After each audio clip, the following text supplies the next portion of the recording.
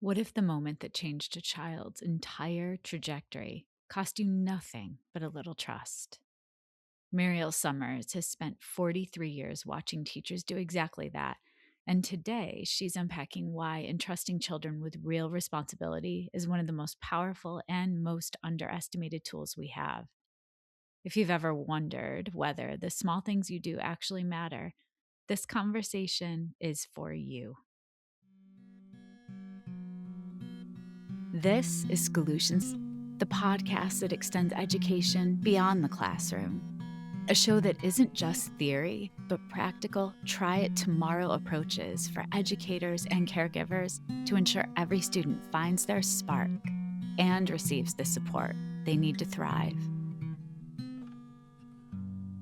I am Olivia Wall, and I am blown away that I get to be in conversation with the wonderful Muriel Summers. Let me tell you a little bit about Muriel. Muriel Summers has spent 43 years proving that every child is already a leader. They just need someone brave enough to believe it first. She is the co-creator of Leader in Me. It's a movement now living in over 7,000 schools across 70 countries. Our conversation today will focus on two chapters of Muriel's book written with David K. Hatch. I have it right here. Muriel, it's fantastic. Teacher Believed in Me. Welcome, welcome, welcome to the podcast. Oh, Olivia, thank you so much for having me. I am so honored. And I want to begin by saying the brilliance behind the book, Teacher Believed in Me, is Dr. David Hatch. He has been behind every wonderful publication from The Leader in Me, which is co-authored by Dr. Stephen R. Covey, Sean Covey, David Hatch, and myself. But David is really the brilliance behind this book. If I added anything to it, it was some of my experience with children over my 43 years in education. So I want to give credit to where credit is due from the very beginning, but what an honor it is for us to celebrate this book with you. Yeah, I'm honored to be able to uplift the work. And we're zooming in on two chapters that I felt like really talked to each other. I've read the book a few times now. And I like to start every conversation by asking us who is a researcher or a nugget of research that really strikes your heart when it comes to this idea of believing in kids. There's so many great educational thought leaders and psychologists who have certainly influenced our work. So to pick one, I think would be very difficult for me. Yeah. We do go back, however, to the foundation of what the Leader in Me and Teacher Believed in Me is really built upon. And that is Dr. Stephen R. Covey's work in The Seven Habits of Highly Effective People. It is the foundation of everything that I have done in education for the past 25 years. And so, for that being said, it is certainly the work that I lean into when I am working with students and with adults. What's fascinating to me is chapter 4 really zooms in on the act of entrusting children with responsibility, where then chapter 6 zooms in on empowering children to really own their learning journey. So, part 1, we're going to focus on the act of entrusting children with responsibility. Part 2, the idea of empowering, which I know empowering can be a word that some people don't love these days. And we can talk more about that. Let's start with, what is the difference between giving a child a task and entrusting them with a responsibility? Because you frame those differently. Yeah. Giving a task is just that, giving them a task.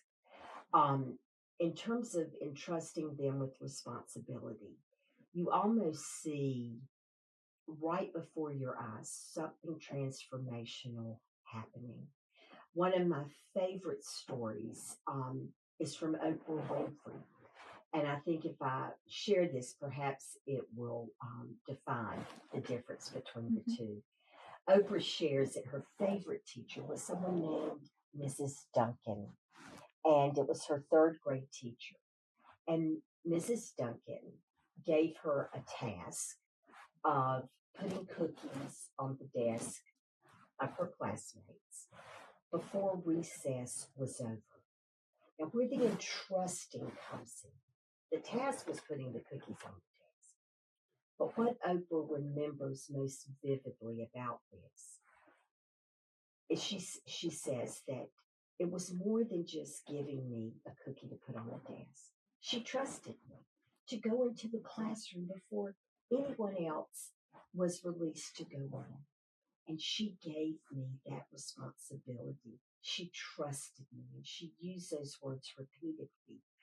So when Oprah confronts Miss Duncan years later and invites her on her show, this was like 10, 15 years ago, Miss Duncan was taken aback because she could not believe that it was that small of an act that made all the difference in the world to Oprah. And I think often we as teachers, forget that sometimes the biggest things we do for children are in the smallest things that we ask them to do. She had high expectations for Oprah to follow through. She trusted her. She believed in her. And those were the emotions that sat with Oprah from the time she was in the third grade until now. She still recalls that moment very emotionally and very vividly. And it's one that I certainly took to heart the moment that I heard, and so, of course, wove that into what I did as a principal in terms of giving children roles and responsibilities so that every child, not just some children, every child is given the opportunity to taste what it feels like to be trusted, to be believed in.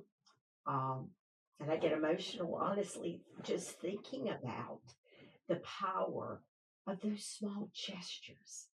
It's so interesting too that I think as teachers, we've hopefully had a student reach back out to us, like Oprah, to let us know of something that we did when they were in that space that impacted them. And it's fascinating. The children, I began teaching in the 90s, and the children that reach out to me are now in beyond college and probably in their mid 30s, I'd say. But they, they reach out, and they're often the quieter children in my class that they'll say, "You did this," or "You did this." And it's just so interesting to me that how critical, how important it is. You just mentioned that everyone has a taste of what it feels like to be entrusted with responsibility. Muriel, then how does the idea of entrusting children with responsibility play into equity? Because you just alluded to that. It wasn't until we put a system in place that we were astounded by the fact that there were some children that got multiple opportunities over and over and over again. And embarrassingly, um, looking and seeing, oh my gosh, we left this child out, we left this child out, we left this child out. So, in terms of equity, when you collect the data and you create the system to ensure that it is all children, and I mean all, then you're going to see changes in your school culture, changes in academics. I mean, it's astounding to me that something so simple can be so impactful.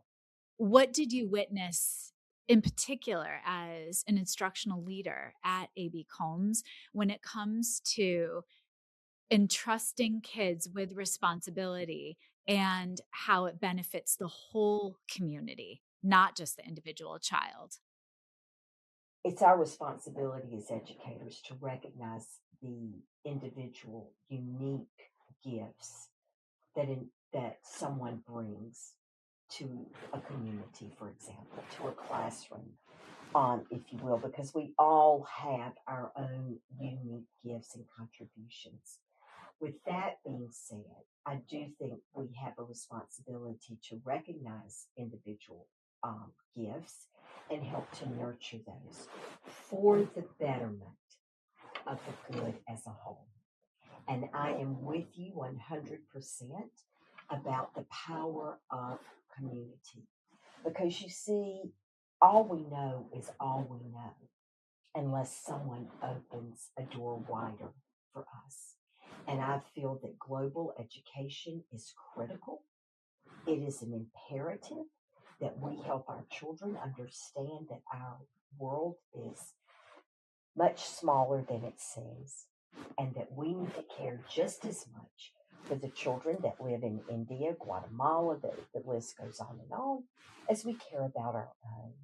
And providing children with opportunities to practice that, to get to know one another.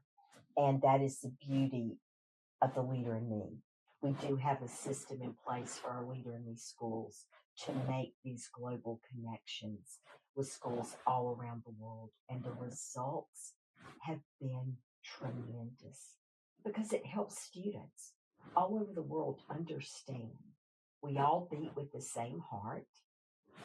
We all have unique needs related to our communities, but some of those needs are very similar to the needs that we have in our own community. We're going to wrap part one with a lightning round, and I have a couple of questions for you. Just give your gut responses.